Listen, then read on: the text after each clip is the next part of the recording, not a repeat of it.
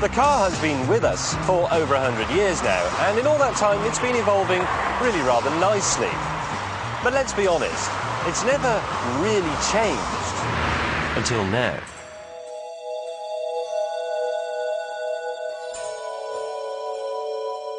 This is the General Motors Highwire. Now, it still looks pretty much like a car. It's got wheels and windows and what have you, but it represents a complete revolution in the way a car works.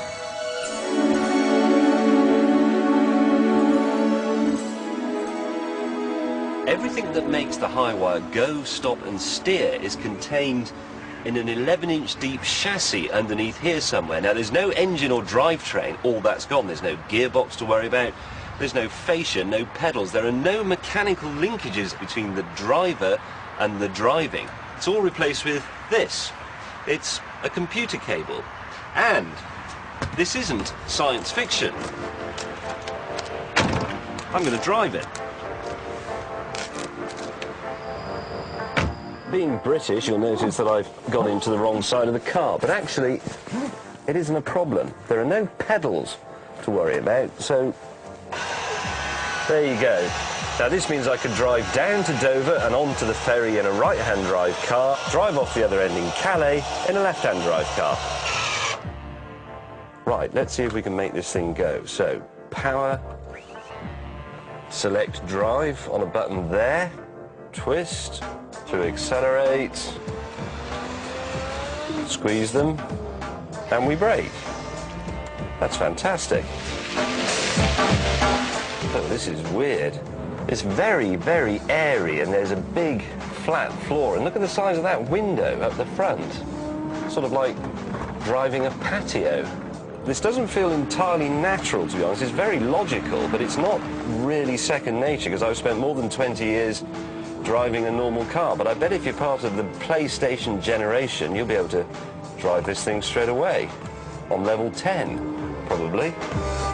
Rear view mirror. Bit 20th century, so we'll have a TV screen here on the steering thingy. And as for door mirrors, we'll have TVs there as well. Now look, I'm sorry if I'm not talking in a very normal voice, but I am concentrating very, very hard here. There's only one of these in the world, and it's worth about 5 million quid. Right, let's have the top off this thing and then we can see how it works. That's easy. With no mechanical linkages to worry about, it's a simple matter of undoing a load of bolts and whipping out the computer cable.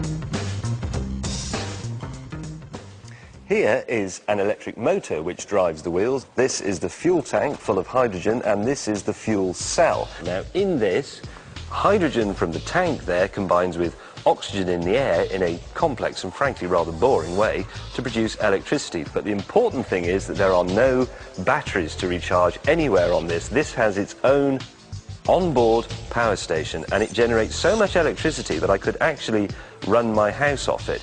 In fact, I could run half my street off it. But the real stroke of genius is combining hydrogen power with by-wire controls. Because here's something you can't do with your car. This is essentially a family saloon, but what if you wanted a pickup for the weekend, or a people carrier, or even a two-seater convertible sports car? Well, change it. Go down your dealer, get him to unbolt this body, and plug a new one in. I mean, it's only going to take half an hour. Even better, why not get him to bring one round? And here's a thought. The Highwire is made by General Motors, and they own Vauxhall. Do you know what this is? It's the new Vectra. I mean, not the next one, and probably not the one after that. But one day... Now, if we forget all the Tomorrow's World techie wire, change the body stuff, the most important thing about this is that hydrogen power station, isn't it? Yeah, I think so. That is supposedly, it really is supposed to be the fuel of the future. They say, you know, anywhere between 10 and 20 years' time they could do this. 10 or 20 years? Yep. We'll be driving a car, and you get hydrogen from water, seawater. Well, from salt water, yeah. You make it from salt water. And then all you get out the exhaust is... water. That's astonishing. So this is the future. I mean, remember where you are right now, because that is the car of the future.